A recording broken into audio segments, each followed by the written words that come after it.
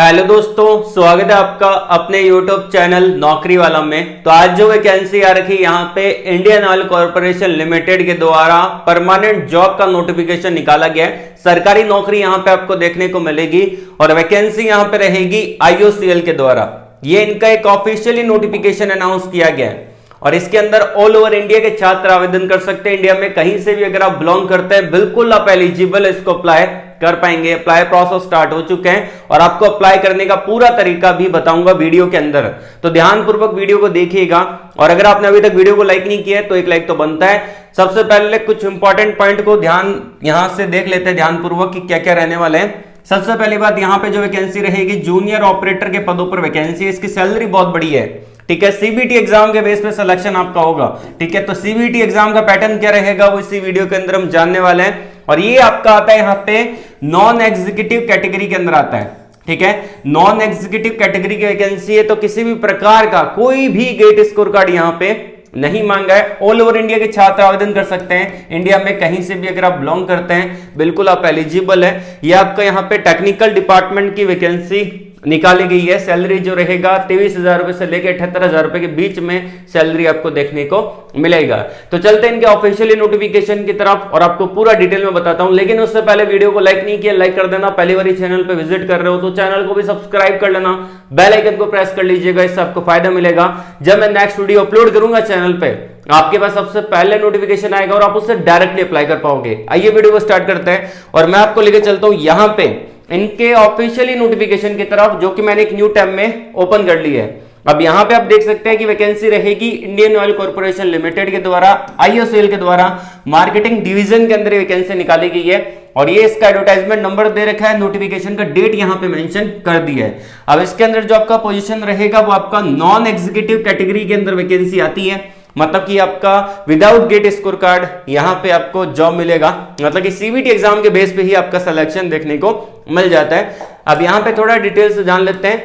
इसके अंदर आप पूरा डिटेल यहां पे कंपनी के बारे में डिटेल से बता रखा है। बाकी चलते हैं यहां पे वैकेंसी की तरफ। तो यहां पे पूरा एक चार्ट मेंशन कर दिया है। क्या क्या रहेगा इस चार्ट में, तो सबसे पहले तो आपका पोस्ट कोड रहेगा, कौन सा पोजीशन है, पे स्केल क्या है उसके बारे में बता रखा है। यहां पे स्टेट दे रखा है तो आप अपने स्टेट में भी अप्लाई कर सकते हैं, अदर स्टेट में भी अप्लाई कर सकते हैं, बट आपको किसी एक स्टेट में ही अप्लाई करना रहेगा। और यहां पे टोटल नंबर ऑफ वैकेंसी दे रखी है। ये टोटल नंबर ऑफ वैकेंसी को अगर आप ऐड करेंगे तो लगभग यहाँ पे 190 से ज्यादा वैकेंसी आपको देखने को मिलेगी। मैंने काउंट नहीं किया है, बेसिक मैं आपको बता रहा हूँ 190 से ज्यादा ही वैकेंसी ये रहेगी, आप ऐड करके देख लीजिएगा। अब यहाँ पे 1 बाय 1 सारी वैकेंसी को देख लेते हैं। सबसे पहली बात, यहाँ पे जो आपकी वैकेंसी है वो आपको मैंने आपको बताया था कि जूनियर ऑपरेटर के पदों पर वैकेंसी है। तो ये आपका जूनियर ऑपरेटर ग्रेड फर्स्ट का ये रहेगा। 23,000 से लेके 78,000 रुपए के बीच में सैलरी रहेगा। हरियाणा का दे रखा है, हिमाचल प्रदेश, जम्मू एंड कश्मीर, लद्दाख, पंजाब, राजस्थान, उत्तर प्रदेश, ऐसे यहाँ पे पूरा डिवाइड कर रखा है। और यहाँ पे वैकेंसी टोटल मेंशन कर रखी है कि टोटल वैकेंसी कितनी है। और यहाँ पे आपकी UR, EWS, SC, ST, OBC और यहाँ पे पूरा डिटेल में दे रखा है। वैकेंसी को डिवाइड कर दिया कैटेगरी वाइज, तो आप इसको चेकआउट कर लीजिएगा, ठीक है।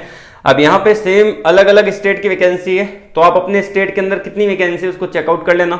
उसके अलावा नीचे भी यहाँ पे दे रखा है, जैसे कि आपका MP का है, महाराष्ट्र का है, आंध्र प्रदेश का है, कर्नाटका का है, केरला का है, पांडुचेरी, तमिलनाडु, तेलंगाना, ये सभी अलग अलग स्टेट वाइज वैकेंसी को डिवाइड कर दी है। इसको मैं यहाँ पे डिस्कस नहीं करूंगा। हम चलते हैं इसके एजुकेशन क्वालिफिकेशन की तरफ कि एजुकेशन क्वालिफिकेशन में क्या मांगा है उसको हम देख लेते हैं। सबसे इंपॉर्टेंट तो वही रहेगा, ठीक है। तो यहाँ पे अगर आप देखेंगे तो इन्होंने जो एजुकेशन क्वालिफिकेशन में भी चार्ट दे रखा है, सीरियल नंबर है, पोस्ट के बारे में बता रखा है, पोस्ट कोड दे रखा है और यहाँ पे क्वालिफिकेशन और के बारे में बता रखा है। फुल टाइम आपका रेगुलर होना चाहिए जो भी आपने क्वालिफिकेशन किया है। उसके अलावा यहाँ पे वर्क एक्सपीरियंस के बारे में दे रखा है। ज्यादा एक्सपीरियंस यहाँ पे नहीं मांगा है, मिनिमम 1 साल का एक्सपीरियंस आपके पास होना चाहिए। किसी भी पोजीशन के लिए अप्लाई कर रहे हैं तो ओनली 1 ईयर का एक्सपीरियंस होना जरूरी है। 1 साल का एक्सपीरियंस यहाँ पे रिक्वायर्ड है। तो अगर आप बात करते हैं जूनियर ऑपरेटर की पोजीशन के लिए तो इसका पोस्ट कोड यहाँ पे दे रखा है 10वीं के बाद 2 साल का। अगर आपने ITI कर रखा है तो आप इसके लिए एलिजिबल हैं, इसको अप्लाई कर सकते हैं। या फिर आपने कर रखा है ट्रेड अप्रेंटिसशिप कर रखा है, ठीक है, तो भी आप यहाँ पे एलिजिबल है, इसको अप्लाई कर सकते हैं।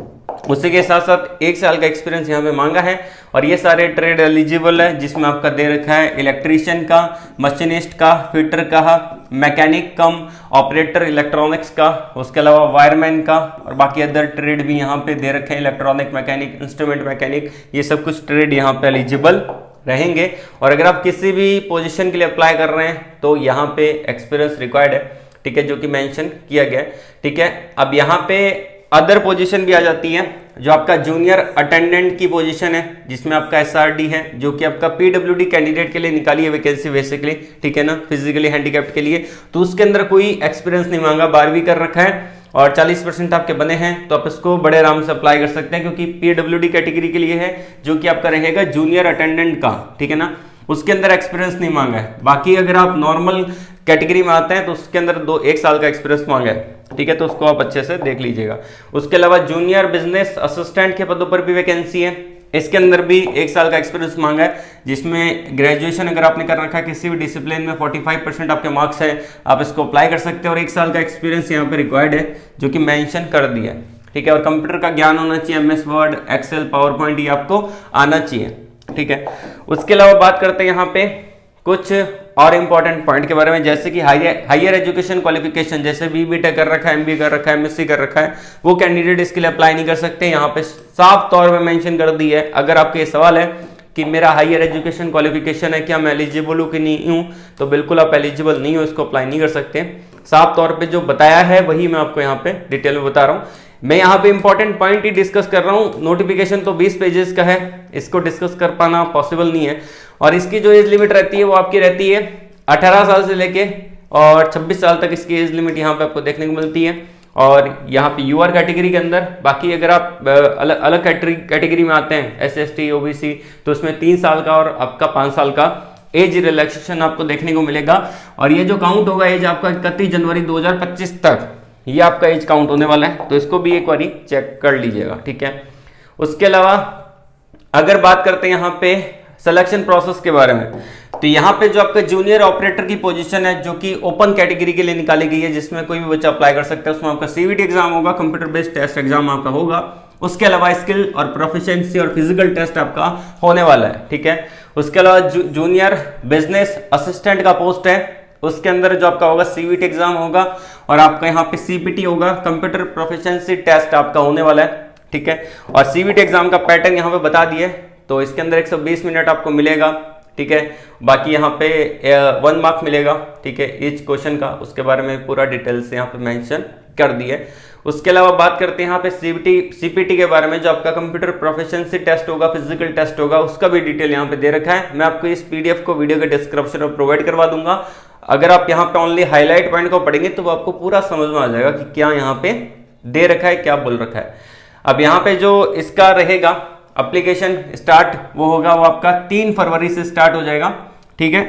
3 फरवरी से ये प्रोसेस स्टार्ट हो जाएगा और इसका जो लास्ट डेट रहेगा वो आपका 23 फरवरी तक चलेगा। तो 3 से 23 फरवरी के बीच में आप कभी भी इसके लिए आवेदन कर सकते हैं, इसको अप्लाई कर सकते हैं। अगर आपको अप्लाई वीडियो चाहिए तो वीडियो के डिस्क्रिप्शन में बता दीजिएगा, मैं अलग से इसका अप्लाई वीडियो बना दूंगा। उसके अलावा यहाँ पे जो इसका एप्लीकेशन फीस रहेगा वो आपका रहेगा 300 रुपए, और ये आपका नॉन रिफंडेबल रहेगा। तो एक बार पे कर देते हैं तो फिर दोबारा वापस नहीं होगा, तो ध्यानपूर्वक पे करना है, ठीक है। तो एप्लीकेशन फीस आपका रहेगा 300 रुपए, जो कि रहेगा जनरल, OBC और EWS कैंडिडेट के लिए। बाकी अगर आप SST, PWD और एक्स सर्विसमैन है तो आपको पे नहीं करना है, फ्री का ये फॉर्म आपको देखने को मिल जाता है। तो फ्री में भी आप इसको अप्लाई कर सकते हैं अगर आपकी कैटेगरी है। और अगर आप जनरल, OBC, EWS कैटेगरी में आते हैं तो 300 रुपए आपको मात्र पे करने पड़ेंगे, ठीक है ना। उसके अलावा बात की जाए इंपॉर्टेंट डेट के बारे में, क्या क्या डॉक्यूमेंट्स अपलोड करने हैं उसके बारे में बता रखा है। एडमिट कार्ड इसका आएगा तो वेबसाइट पे आपको दिख जाएगा, ठीक है ना।